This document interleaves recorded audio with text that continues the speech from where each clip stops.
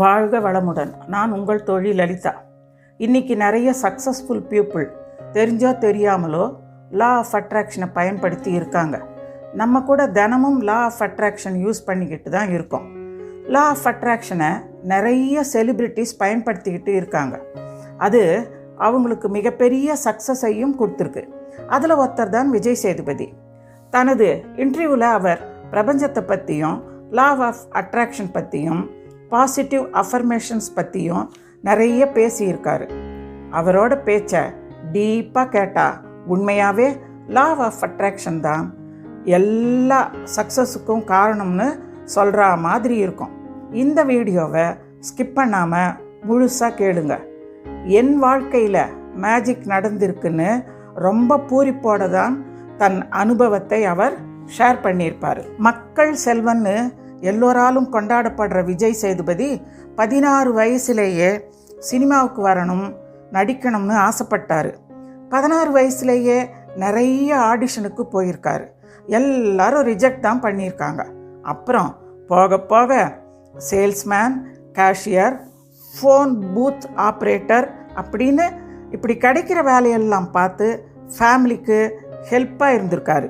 இப்படி செல்ஃபாக வேலை பார்த்து வந்து அந்த காசை வச்சு தான் அவர் படிப்பை முடித்தார். துபாயில் 3 வருஷம் அக்கௌண்டண்ட்டாக வேலை பார்த்தாரு. அப்புறம் இந்தியாவுக்கு வந்து தியேட்டர் குரூப்பில் அக்கௌண்டண்ட்டாக வேலை பார்த்தாரு. இங்கே தான் எப்படி நடிக்கணும், என்ன எதிர்பார்க்குறாங்கன்னு எல்லாத்தையும் கூர்ந்து கவனித்து சின்ன சின்ன ரோலில் அவர் நடிக்க ஆரம்பித்து இன்றைக்கி மக்கள் செல்வனாக இருக்கார்.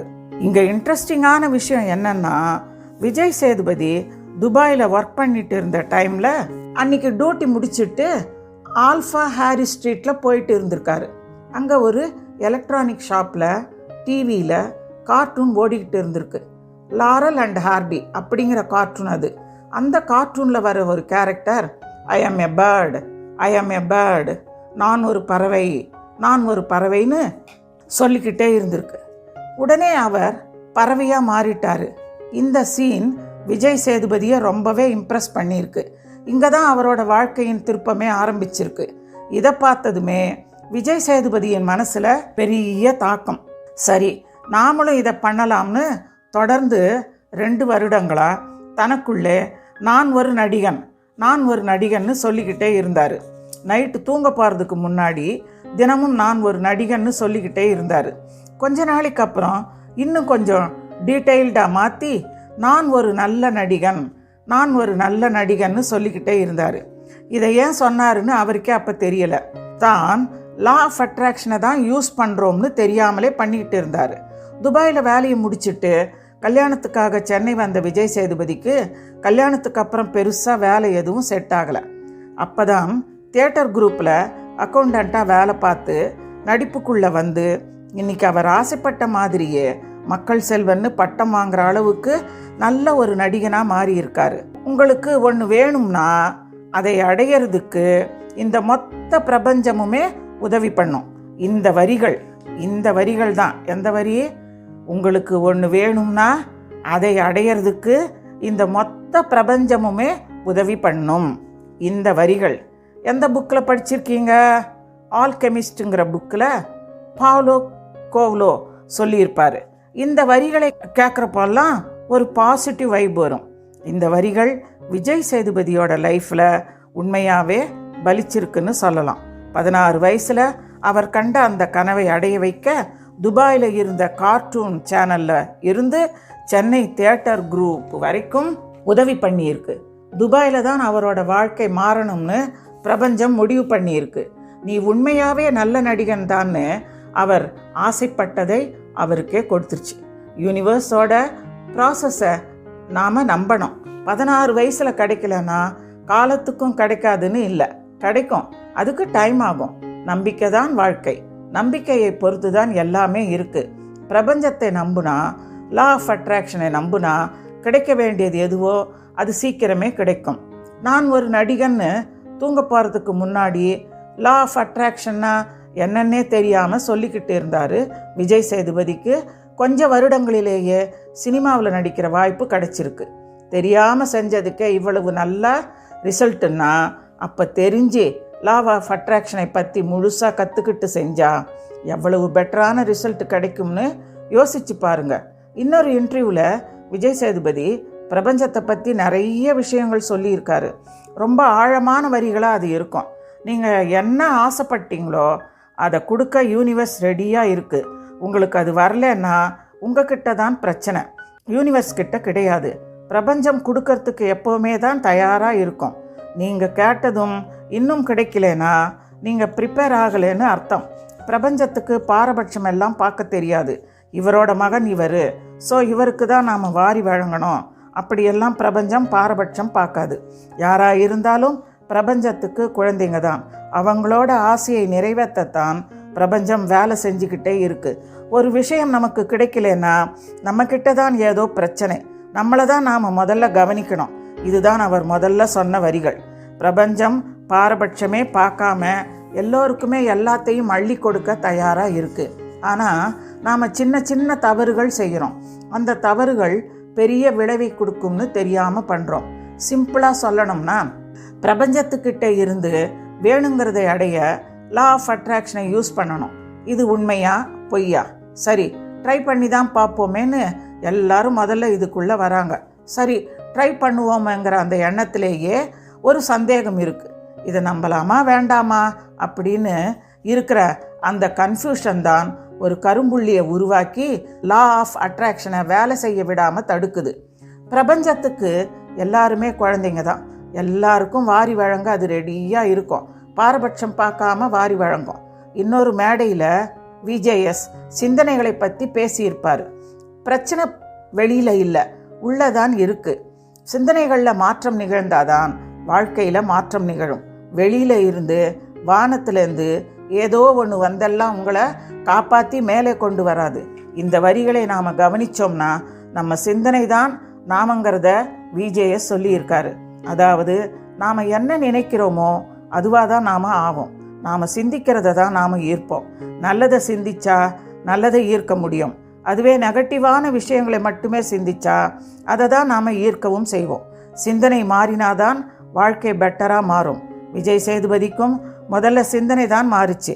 நான் நல்ல நடிகன்னு அவர் சிந்தனையை கொண்டு வந்து ஆழமாக பதிச்சார். அவரோட வாழ்க்கை மொத்தமாக மாறிடுச்சு. விஜய் சேதுபதி லா ஆஃப் அட்ராக்ஷனை பர்ஃபெக்டாக யூஸ் பண்ணியிருக்காரு. நான் ஒரு நடிகன்னு காமனாக சொன்னால் ஏதோ ஒன்று மாற்ற வேண்டி இருக்குன்னு புரிஞ்சு நான் ஒரு நல்ல நடிகன்னு சொன்னார். ரொம்ப தெளிவாக நல்ல நடிகன்னு அந்த வார்த்தைகளை பாசிட்டிவ் அஃபர்மேஷனுக்குள்ளே கொண்டு வந்து மேனிஃபெஸ்டேஷனை இன்னுமே வலுவாக்கி இருக்காரு. லா ஆஃப் அட்ராக்ஷனை வேகமாக வேலை செய்ய வச்சிருக்காரு. ஆசைப்பட்டது தான் கிடைக்கும், ஆசைப்படாதது எதுவுமே கிடைக்காது. ஆசையோட வீரியத்தையும் ஆழத்தையும் வச்சு தான் அது கிடைக்குமா கிடைக்காதாங்கிறத முடிவு செய்யப்படும். நீங்கள் ஆசைப்படாமல் ஒரு விஷயம் கிடைச்சிடுச்சுன்னா அதோட அருமை தெரியாது. இதையுமே அவர் தன்னோட ஒரு இன்டர்வியூவில் சொல்லியிருப்பார். ஆசை வைக்கணும், ஆசைப்பட்டு தான் ஒரு விஷயத்தை அடையணும். அந்த ஆசை ஆழமானதாக தான் இருக்கணும், தெளிவானதாக இருக்கணும், அதோட வீரியம் அதிகமாக இருக்கணும். அப்போ தான் அதை ஈர்க்கக்கூடிய சக்தி நமக்கு கிடைக்கும். மேனிஃபெஸ்டேஷனோட முக்கியமான ப்ராசஸில் விஜய் சேதுபதி சொன்னது ஒன்று. நமக்கு எது வேணும்னு தெரிஞ்சு அதை தெளிவான கோலாக நாம் வைக்கணும். அது நடக்கும்னு முழுசாக நாம் நம்பணும், கற்பனை பண்ணணும். அப்போ தான் லா ஆஃப் அட்ராக்ஷன் வேகமாக செயல்பட்டு அதை நடக்க வைக்கும். இன்னொரு இன்டர்வியூவில் கடவுள் பற்றி பேசியிருக்காரு. கடவுள் இந்த இடத்துல தான் இருக்காருன்னு குறிப்பிட்டு ஒரு இடத்தை நாம் சொல்கிறோம். ஆனால் கடவுளுங்கிறது பிரபஞ்சத்தோட எனர்ஜி. பிரபஞ்சம் முழுக்க அவர் இருக்கார். பிரபஞ்சம் நம்ம பேச்சை கேட்கும். கடவுள் உங்கள் பேச்சை கேட்பார், உங்களுக்கான ஃபேவரை பண்ணுவார். அதை ரிசீவ் பண்ண நீ இல்லைன்னா ஒன்றுமே பண்ண முடியாது. அதை கேட்டு முடித்ததும் கடவுள் உங்களை மடியில் உட்கார வச்சு ஊட்டியெல்லாம் விடமாட்டார், உங்களுக்கான ஃபேவரை பண்ணுவார். அதை சரி பண்ணி முடித்து பண்ணும்போது நீங்களும் சரியாக இருந்தீங்கன்னா எல்லாம் நல்லா நடக்கும். ஒரு உதாரணம், தங்க காசு கேட்குறீங்க. தங்க காசுனா என்னன்னே தெரியாமல் வரம் கேட்டால் அது எப்படி தெரிஞ்சிருக்கணும் இல்லை? கடவுள்கிட்ட பிரபஞ்சத்துக்கிட்ட நாம் ஒன்று கேட்கறதுக்கு முன்னாடி அதுக்கு தகுதியானவனாக நம்மளை நாம் மாற்றிக்கணும். நல்லா நோட் பண்ணுங்க. அதுக்கு தகுதியானவனா நம்மளை நாம் மாற்றிக்கணும். நாம் தகுதியானவனாக இருக்கணும். என்ன வேணும், அது எதுக்காக நமக்கு இப்படி வேணும் அப்படிங்கிறத பற்றி நல்லா தெரிஞ்சு அதை அடையிறதுக்கு நான் தகுதியானவன்னு பிரபஞ்சத்துக்கிட்ட காட்டணும். தங்க காசு கேட்குறப்போ அப்படின்னா என்னன்னே தெரியாமல் கேட்குறீங்கன்னா என்ன பிரயோஜனம்? ஒன்று கேட்குறப்போ நான் அதை அடைய தகுதி வாய்ந்தவனாக இருக்கணும். லா ஆஃப் அட்ராக்ஷனை பொறுத்த வரைக்கும் நமக்கு என்ன வேணும், ஏன் வேணும், எப்படி வேணும், இப்படி டீட்டெயில்டாக தான் ஆசையை பிரபஞ்சத்துக்கிட்ட கேட்கணும். அப்போ தான் மேனிஃபெஸ்டேஷன் சரியாக வேலை செய்யும். நான் ஒரு நல்ல நடிகன்னு தினமும் தூங்கிறதுக்கு முன்னாடி விடாமல் சொல்லிக்கிட்டே இருந்திருக்காரு விஜய் சேதுபதி. நடிப்புனா என்னன்னு அப்போ விஜய் சேதுபதிக்கு தெரியவே தெரியாது. தியேட்டர் குரூப்பில் அக்கௌண்டண்ட்டாக இருந்தப்போதான் ஷூட்டிங் எல்லாம் பார்த்து தான் இதுதான் நடிப்புன்னு கற்றுக்கிட்டாரு. உண்மையாகவே அவருக்கு நடிப்பு பற்றி தெரிஞ்சிருந்தா 16 வயசுலேயே நடிகனாக இருப்பாரே. ஸோ தான் அடைய தகுதியானவனாக முதல்ல மாறணும். ஸோ தன்னோட அனுபவத்தில் தான் சொல்கிறாரு, நீங்கள் ஆசைப்பட்டதை அடைய தகுதியானவனா முதல்ல மாறணும். உங்களுக்கு என்ன வேணுமோ அதை பற்றி நல்லா தெரிஞ்சுக்கணும். அது கையில் கிடைக்கிறப்போ அதை கெட்டியாக பிடிச்சிக்க முடியும். ஷூட்டிங் அப்போ நேரில் பார்த்து கற்றுக்கிட்டாரு. நடிகன் ஆகணும்னு கேட்டார், நடிகன் ஆயிட்டாரு. விஜய் சேதுபதி சொல்கிற ஒவ்வொரு வரிகளுமே அவர் வாழ்க்கை அனுபவத்திலேருந்து தான் சொல்கிறாரு. நான் இந்த தப்பெல்லாம் செஞ்சிருக்கேன், நீங்கள் செஞ்சிடாதீங்க. பிரபஞ்சம் எல்லாத்தையும் கொடுக்க ரெடியாக இருக்குது, அதை நீங்கள் வாங்கிறதுக்கு ரெடியாக இருக்கணும். இன்னொரு இன்டர்வியூவில் பூரிப்போட சொல்லியிருப்பார், என் லைஃப்பில் இவ்வளோ நடந்தது இல்லை, அதை வச்சு நான் எல்லோருக்கும் சொல்கிறேன், மேஜிக் வில் ஹேப்பன். நீங்கள் நம்பினா மட்டும் போதும். மேஜிக்குங்கிறது உண்மை, நடக்கும். என் வாழ்க்கையில் நான் அதை அனுபவிச்சிருக்கேன், அதை தான் நான் சொல்கிறேன். என்னோட வாழ்க்கையில் மேஜிக்கை உணர்ந்திருக்கேன். மேஜிக் நடந்தது தான் என்னை இவ்வளோ பெரிய ஆளாக வளர வச்சிருக்குன்னு சொல்கிறாரு. அந்த மேஜிக் தான் லா ஆஃப் அட்ராக்ஷனே. சும்மா டிவியில் கார்ட்டூனை பார்த்து செஞ்ச ஒரு விஷயம். அவர் சின்ன வயசில் வச்ச கனவை மேஜிக்காக கண்ணு முன்னாடி கொண்டு வந்து நிறுத்தி இருக்கு. உடனே இந்த மேஜிக்கெல்லாம் உடனே நடக்கலை, படிப்படியாக நடந்திருக்கு. முதல்ல நடிக்கிறவங்கள கூர்ந்து கவனிச்சாரு, அப்புறம் சின்ன சின்ன ரோல்ஸில் நடித்தார். இன்னைக்கு பெரிய ஆக்டராக வந்து நிற்கிறாரு. மேஜிக் நடக்கும், அது நடக்கும்னு நம்பணும். நம்பிக்கை வலுவாக இருந்தால் சீக்கிரமே நடக்கும். அவ்வளவுதான். நாட்களாகலாம், வாரங்கள், மாதங்கள், ஏன் வருடங்கள் கூட ஆகலாம். நம்பிக்கையோட வலிமை, ஆசையோட வீரியம், இதை சார்ந்து தான் அது இருக்கு. ஒன்று மட்டும் தெளிவாக தெரியும், நீங்கள் கேட்கறத கொடுக்க தான் பிரபஞ்சம் ரெடியாக இருக்கு. இந்த வரிகளை அவர் தன்னோட அனுபவங்கள்லேருந்து தான் சொல்லியிருக்காரு. பிரபஞ்சம் நாம் கேட்குற எல்லாம் கொடுக்க ரெடியாக இருக்குன்னு அவருக்கு தெளிவாக தெரிஞ்சிருக்கு. ஸோ ஆசைப்பட்டதை ரிசீவ் பண்ண நாம் ரெடியாக இருக்கணும். ரிசீவ் பண்ணாமல் தான் திணறிக்கிட்டே இருக்கோம். பிரபஞ்சத்தை கம்ப்ளைண்ட் பண்ணிக்கிட்டே இருக்கோம். லா ஆஃப் அட்ராக்ஷன் மூலமாக நாம் ஆசைப்பட்ட விஷயத்தை கண்டிப்பாக அடையலாம். லைஃப்பில் கண்டிப்பாக மேஜிக் நடக்கிறதுக்கு விஜய் சேதுபதியோட சக்ஸஸ் தான் சிறந்த உதாரணம். அவர் தன் வாயாலேயே என்னோட வாழ்க்கையில் மேஜிக் நடந்திருக்கு, பிரபஞ்சம் எனக்கு எல்லாத்தையுமே கொடுத்துருக்குன்னு அவர் சொல்லியிருக்கார். ஆசைப்படணும், ஆசையோட வலிமை, வீரியத்தை வலுவாக்கணும். பிரபஞ்சத்துக்கு எல்லாருமே ஒன்று தான், எல்லாருமே அதன் குழந்தைகள் தான். அது பாரபட்சம் எல்லாம் பார்க்காது. என்ன வேணுமோ அதை பாசிட்டிவான அஃபர்மேஷனாக மாற்றி தினமும் தூங்கிறதுக்கு முன்னாடி சொல்லிக்கிட்டே தூங்கணும். எல்லாத்தையும் தாண்டி பிரபஞ்சம் தர்றதை ரிசீவ் பண்ண தயாராக இருக்கணும். அது கொடுக்குற நேரத்தில் வேறு பக்கம் நெகட்டிவாக டைரக்ட் ஆகாமல் கரெக்டாக ரிசீவ் பண்ணணும். விஜய் சேதுபதி சொன்ன லா ஆஃப் அட்ராக்ஷன் மேஜிக், இதை பற்றின விஷயங்கள் எல்லாம் நீங்கள் இதை பற்றி என்ன நினைக்கிறீங்க நீங்கள் அப்படின்னு கமெண்ட்ஸில் சொல்லுங்கள். இந்த வீடியோ இன்ட்ரெஸ்டிங்காக இருந்திருக்கும்னு நம்புகிறேன். இந்த வீடியோவுக்கு ஒரு லைக்கை போட்டுட்டு உங்கள் ஃப்ரெண்ட்ஸ் அண்ட் ஃபேமிலிக்கு ஷேர் பண்ணுங்கள். நம்ம சேனலை சப்ஸ்கிரைப் பண்ணிவிட்டு பெல் ஐக்கானை அழுத்திடுங்க. நான் உங்களை அடுத்த வீடியோவில் சந்திக்கிறேன். நன்றி, வணக்கம்.